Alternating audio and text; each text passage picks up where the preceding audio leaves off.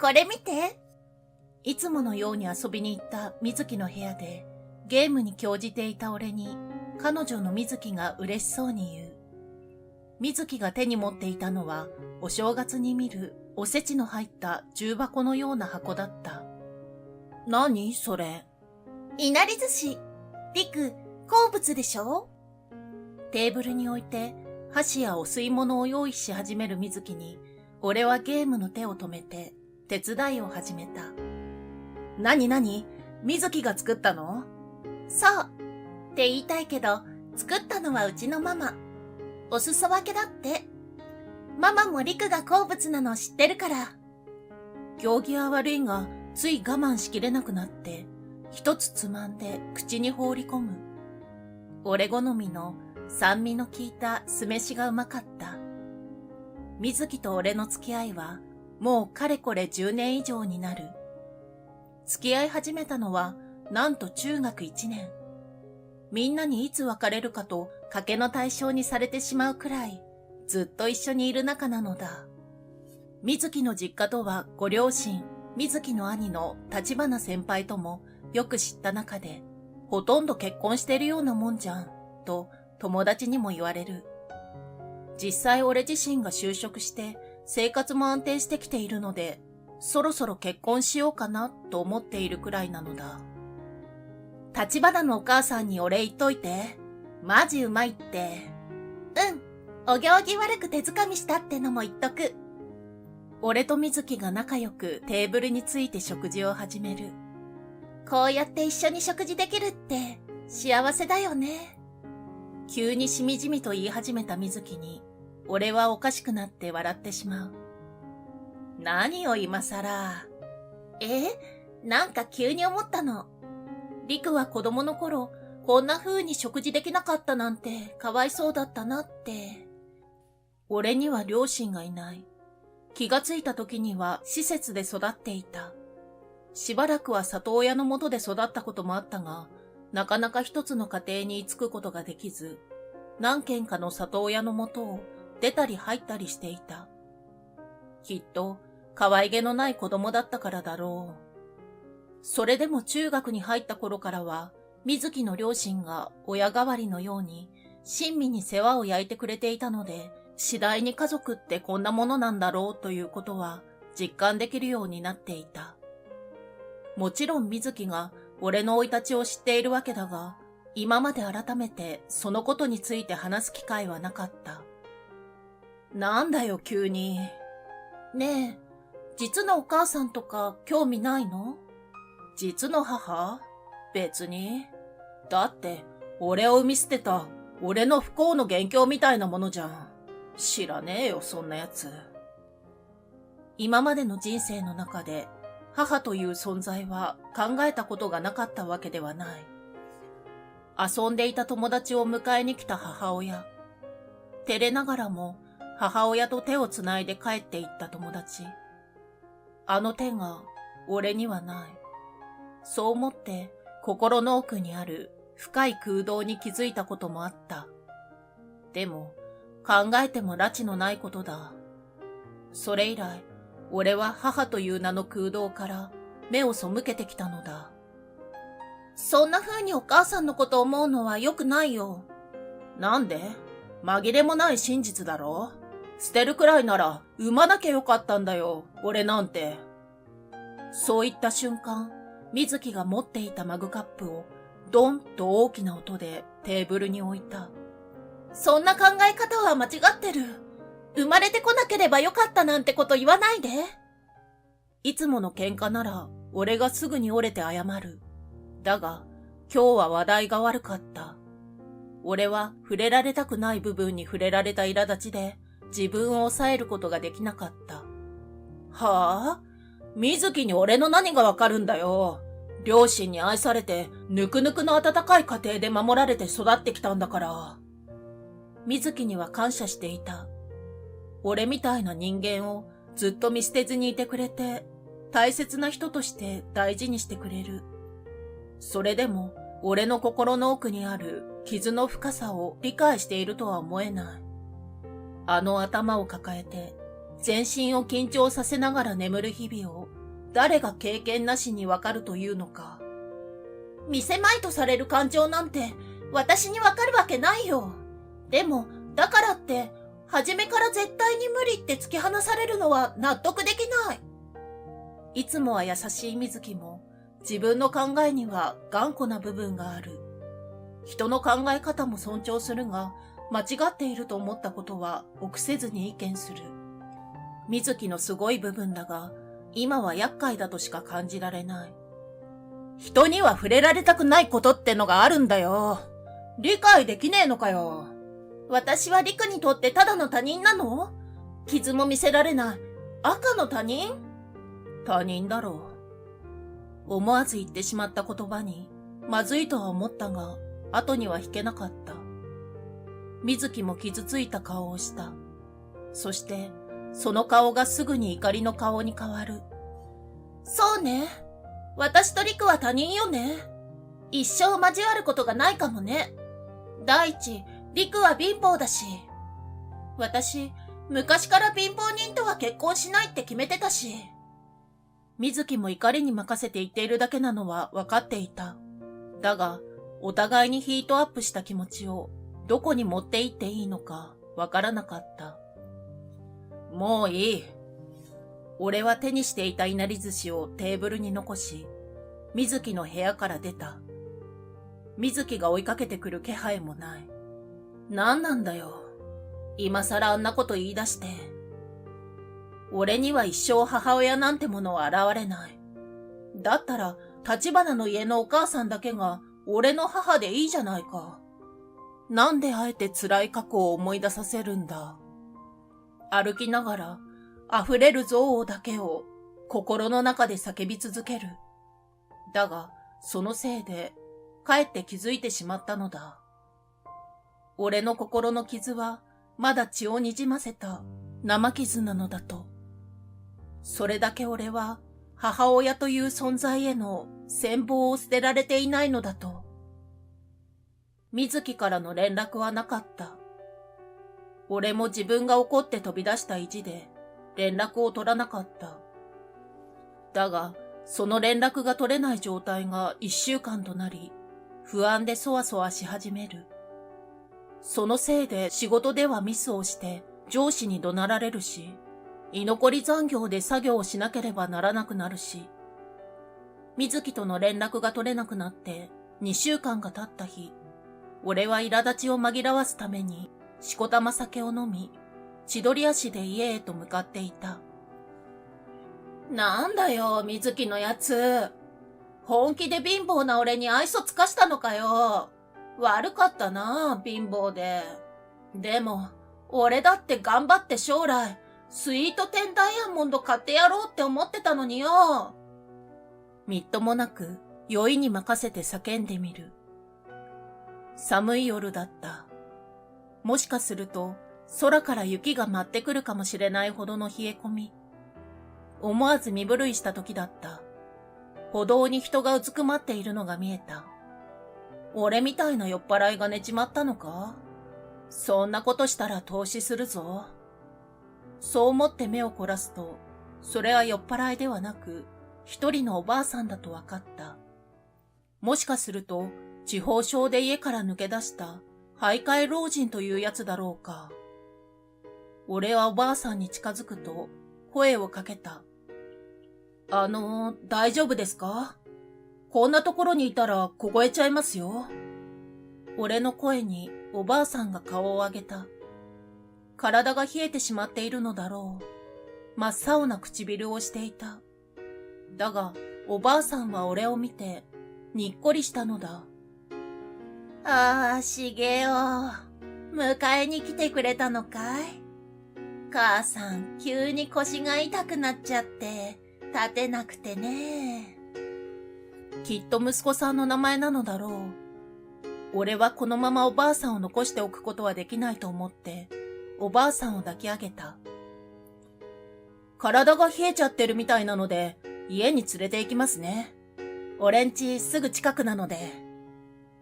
警察なり救急車なりを呼ぶべきだと思ったが、今すぐに体を温めてやらないといけないと思ったのだ。家におばあさんを連れ帰り、すぐにストーブをつけておばあさんに毛布をかけてやる。体の中からも温めた方がいいだろうと思って、お茶も入れて手渡した。お茶です。飲んでください。おばあさんはマグカップを受け取ると、熱そうにしながらお茶を飲んだ。俺もすっかり酒で温まっていた体が冷えてしまい、おばあさんの隣に布団をかぶって座った。しげおは優しい子だね。お茶を入れてくれるなんて、本当に気が利く子だよ。そうですか。ありがとうございます。美味しそうにお茶を飲む横顔を眺めながら、俺は布団の中で温まっていく体を感じていた。そして、いつの間にか眠ってしまっていたのだ。翌朝、掛け布団の上で大の字になって寝ている自分に気づき、寒っとつぶやきながら目を覚ました。そして、同時にいつもの俺の部屋ではありえない音と香りを感じた。味噌汁の匂いと包丁がまな板の上で立てる音。慌てて起き上がると、昨日のおばあさんが狭いキッチンの中で料理をしていた。しげお、起きたかい？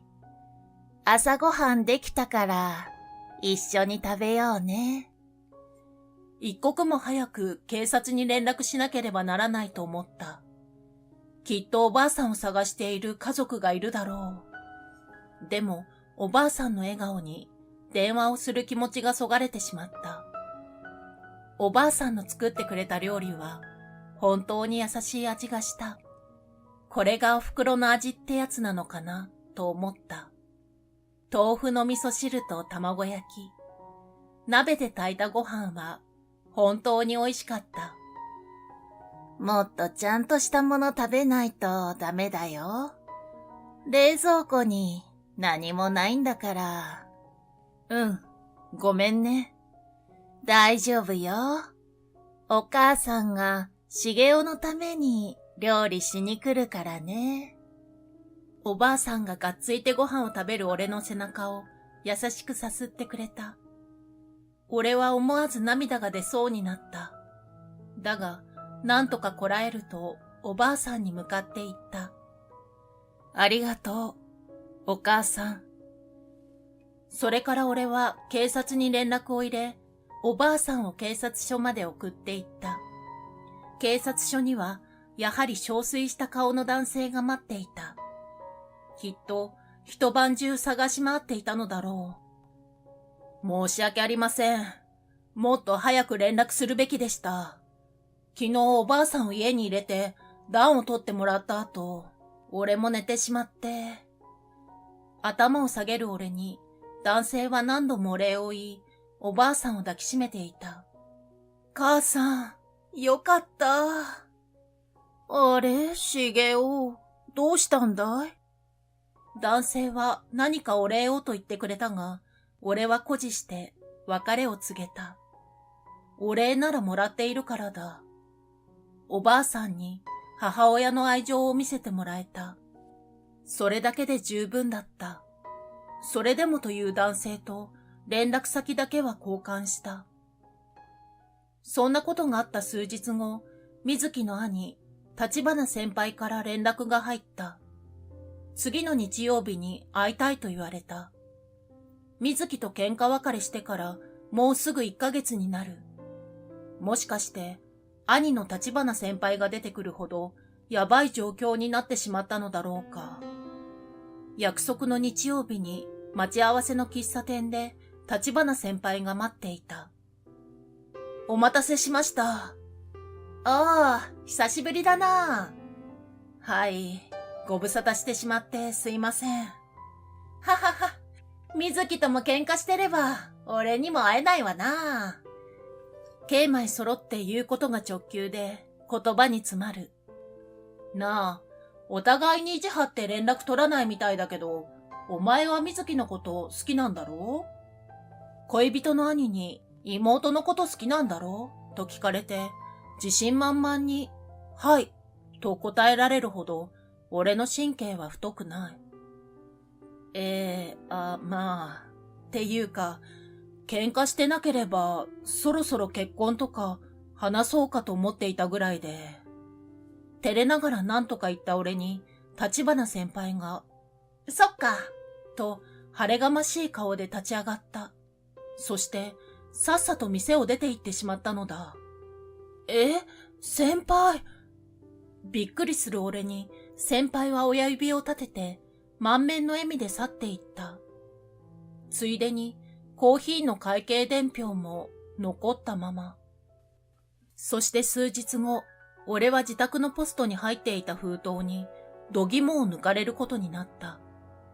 入っていたのは、なんと結婚式の招待状だったのだ。差出人の名前は、立花瑞希。はぁ、なんだよこれ。瑞希が結婚？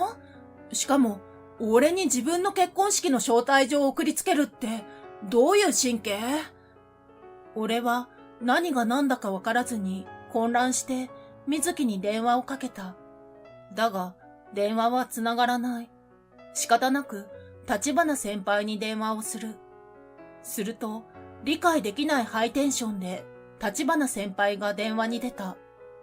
何？封筒届いた？なんでそんなにテンション高いんですか？俺には最悪の瞬間だって言うのに。最悪？なんでだよ。とにかく今すぐ家に迎えに行くから、支度して待ってろ。全く意味不明だった。迎えに行く？一体先輩は俺をどこに連れて行こうって言うんだ。10分後に家の前に来た先輩はやけに決めた格好をしていた。先輩は俺を市民ホールまで連れてくると、ここで何を？と渋る俺の背中を押した。ホールの玄関に入るとドレスを着た瑞希の姿があった。ドレスって、瑞希はここで結婚式するの？は？結婚式？何言ってるの？何でもいいから、お兄ちゃん、早く支度させて。俺は話が全く見えないままに、立花慶米によって翻弄されていく。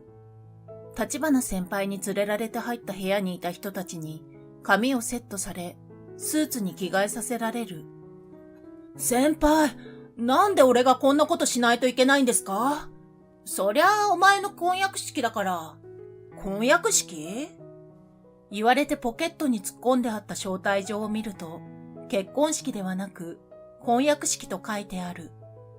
おまけに、立花瑞希の名前の横には、しっかり俺の名前があり、結婚してもらえますか？といった英語が書かれている。はぁ？俺と瑞希の婚約式？なんだと思ってたの？瑞希が俺に当てつけで別の男との結婚式の招待状を送ってきたのかと。さすがにうちの瑞希もそこまで性格悪くないわ。準備を整えた俺がバージンロードを歩く花嫁のように立花先輩に先導されて一つのホールに入っていく。そこには花とリボンで飾り付けられたメルヘンな世界が広がっていた。部屋の中央には瑞希、そして立花の両親。だが、その反対側に見たことのない女性が立っていた。いぶかしみながら瑞希の前に立つ。そして立花の両親に頭を下げる。私たちの婚約式にようこそ。まったく、サプライズ好きにも困るね。でも、私たちの婚約に異議はないでしょ？まあ、俺もそろそろって思ってたし。俺の返事に満足そうに笑った瑞希が抱きついてくる。そんな俺たちを立花の両親も嬉しそうに見守っていた。そして見知らぬ女性もなぜかハンカチで涙を拭って見守っていた。りく、すっかり立派な大人に育っていたのね。女性のつぶやきに俺はハッとして瑞希を見た。りくのお母さんだよ。瑞希、お前が母さんを探し出して？探し出したっていうか、お母さんの方がリクを探し当てたっていうか。水木の説明によると、俺の母、愛子さんは、俺を身ごもった時に、夫を事故で亡くしたのだそうだ。